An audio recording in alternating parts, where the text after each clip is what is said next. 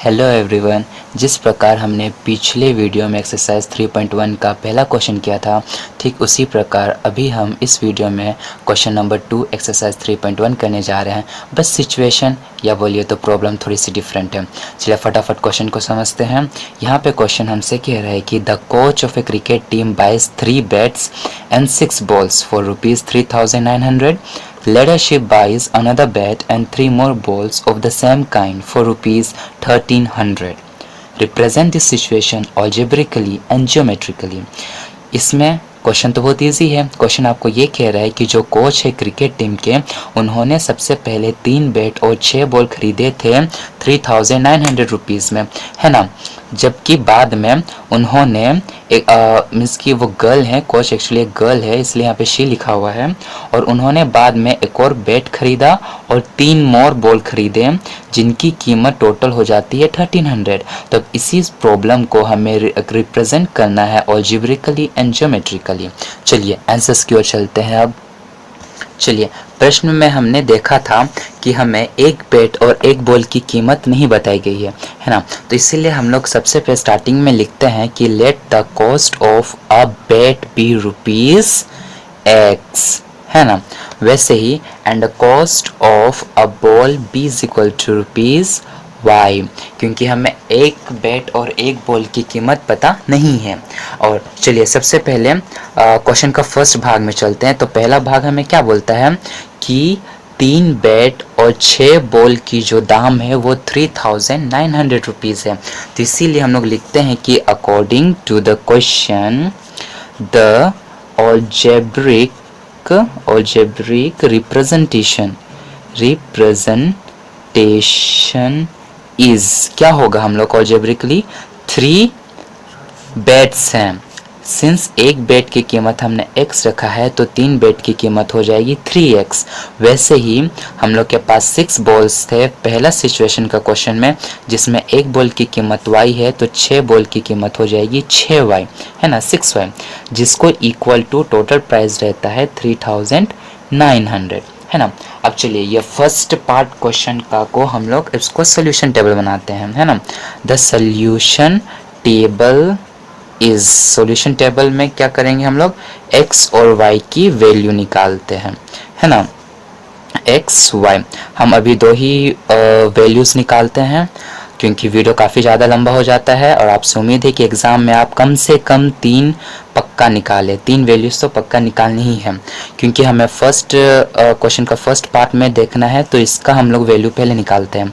तो 3x + 6y = 3,900 है। तो इसका x का हम लोग साइड में ले लेते हैं, लेफ्ट हैंड साइड में, और बाकी सारे जो टर्म बच जाता है उसको हम लोग राइट हैंड साइड की ओर लेके जाते हैं। तो राइट हैंड साइड में 3,900 एज इट इज़ रहेगा, लेकिन जो +6y है वो राइट हैंड साइड आके क्या हो जाएगा, -6y।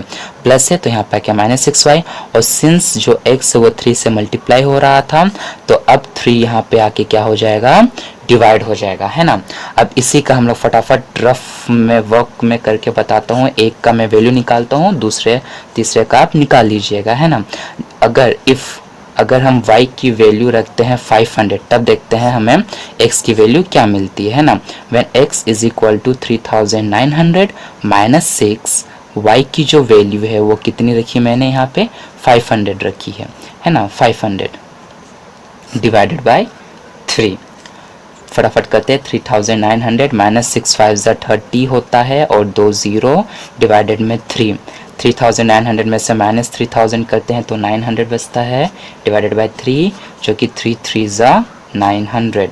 तो जब हमने y की वैल्यू 500 रखी तब हमें x की वैल्यू क्या मिली, x की वैल्यू 300 मिल गया, है ना। वैसे ही अगर हम y की वैल्यू 600 रखेंगे तो हमें x की वैल्यू में क्या मिल जाएगा, 100 मिल जाएगा। आप चाहें तो इसको रफ वर्क में दिखा सकते हैं, है ना। अब चलिए क्वेश्चन के दूसरे भाग में चलते हैं। अब दूसरा भाग हमसे क्या कहता है, दूसरा भाग ये कहता है कि वही कोच ने एक और बैट लिया और 3 मोर बॉल्स लिए, कितने दाम में, 1,300 रुपये में, और वही क्वालिटी के या वही टाइप के, है ना।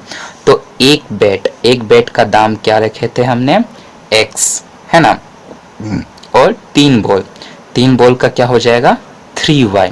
Is equal to, total amount कितना था 1300 रुपीज़ था, तो हो गया 1300।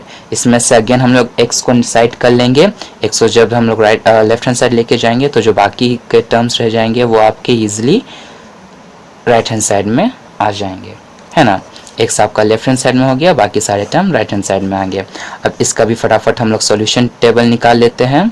The solution table will be for the second part of the question will be like this.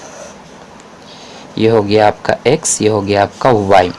चलिए फटाफट डालते हैं। अगर हम इस बार y की वैल्यू रखते हैं कितना 300, ठीक है। y की वैल्यू अगर हम लोग 300 रखेंगे तो x की वैल्यू कितनी निकलेगी, x is equal to 1300 minus 3 into 300, है ना। That is equal to 1300 minus 3 = 900। That means कि हम लोगों को x की वैल्यू कितनी आ गई 400। जब मैंने y की वैल्यू 300 रखा तब मेरे को x की वैल्यू कितना मिली 400 मिल गया, है ना। वैसे ही हम लोग सेकेंड का भी निकालते हैं। जब y को मैंने रखा 200 तब देखते हैं x की वैल्यू मुझे क्या मिलता है। तो x is equal to 1300 minus 3 into y कितना है 200, तो 1300 माइनस 3 2 = 600। डेट मीन्स कि 700 अब हमें x की वैल्यू मिलती है, जबकि y की वैल्यू मैंने रखा था 200 और x का वैल्यू अब आ गया मेरे पास 700। चलिए अब हमने ये दोनों सिचुएशन को अलजेब्रिकली रिप्रेजेंट कर दिया है ना। अब हम इसको ग्राफिकली रिप्रेजेंट करने जा रहे हैं या ज्योमेट्रिकली रिप्रेजेंट करने जा रहे हैं। चलिए ग्राफ में हम लोग देखते हैं कि y axis and x axis, क्योंकि हमारा फर्स्ट सिचुएशन क्या बोलता है क्वेश्चन का पहला सिचुएशन में, जब x का वैल्यू मेरा 300 है और y की वैल्यू 500 है, तो वैसे ही मैंने x का वैल्यू कितना है हमारा x का वैल्यू यहाँ पे 300 है, ठीक है। तो x की वैल्यू 300 और y की वैल्यू कितना बोला गया है 500 बोला गया है, तो y की वैल्यू यहाँ पे 500 है। तो डेट मीन्स कि ये वाला जो पॉइंट है वो हम लोगों का x 300, 500 हो जाएगा, ठीक है। और दूसरा हम लोग को जो मिला था वो था वैल्यू 100, 600, यानी कि 100 x का वैल्यू रहेगा और जो 600 है वो हमारा y का वैल्यू रहेगा।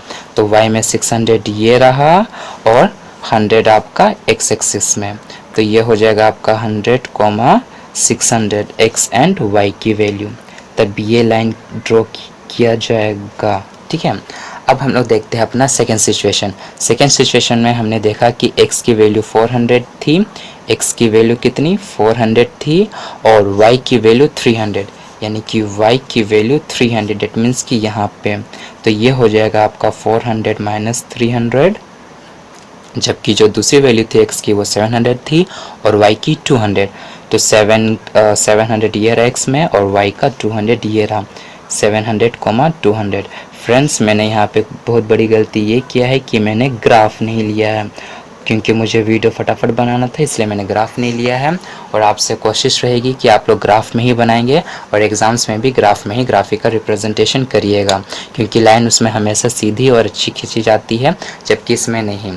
तो चलिए bye bye friends, have a nice day.